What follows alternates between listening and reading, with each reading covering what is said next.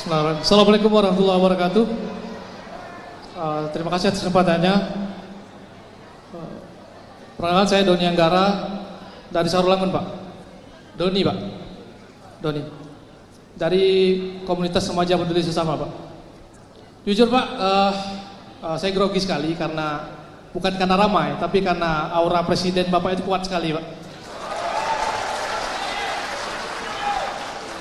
Kemudian saya tidak banyak bertanya, saya mungkin nanti singkat saja, Pak.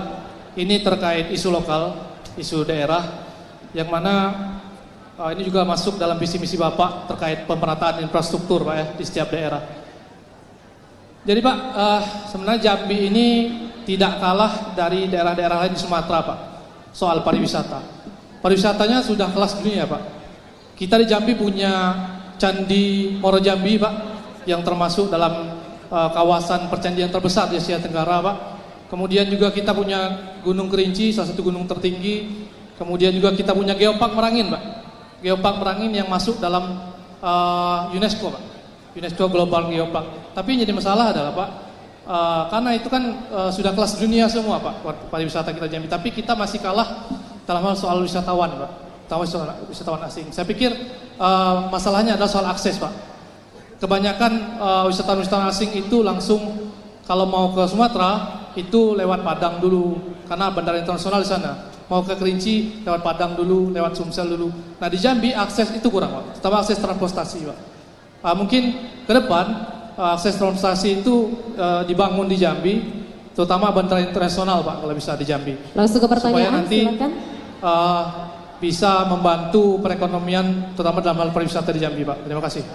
Ya, Bung Doni, tentang pariwisata yang potensinya besar, tetapi belum tumbuh. Nah, begini, potensi pariwisata yang besar itu harus ditopang dengan fasilitas pendukung.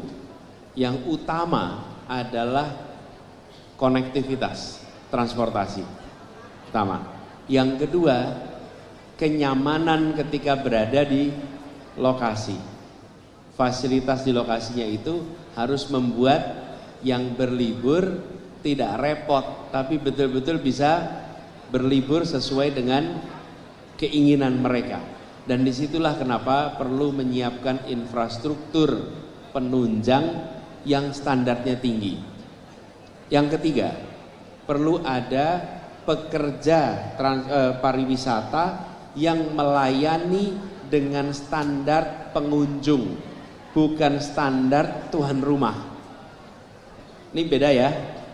Pengunjungnya datang dengan standar pelayanan yang mereka pernah alami di tempat-tempat lain, lalu datang ke tempat pariwisata yang baru, ternyata standar pelayanannya tuan rumah beda dengan tamu. Apa yang terjadi? Tamunya kecewa. Karena itu standar pelayanan harus tingkatkan. Dan itu artinya kualitas pelayanan dan orang-orang yang bekerja harus ditingkatkan standarnya. Jadi dalam jangka pendek infrastruktur, dalam jangka menengah vokasi dan pelatihan supaya pelayanan akan bisa setara. Sesudah itu pemerintah harus bekerja bersama swasta, membantu swasta mempromosikan. Karena kalau pemerintah yang mempromosikan, biasanya cuma jadi pameran-pameran aja tuh di kanan kiri. Kita perlu justru swasta yang promosikan, tapi pemerintah yang membantu memfasilitasi, gitu ya.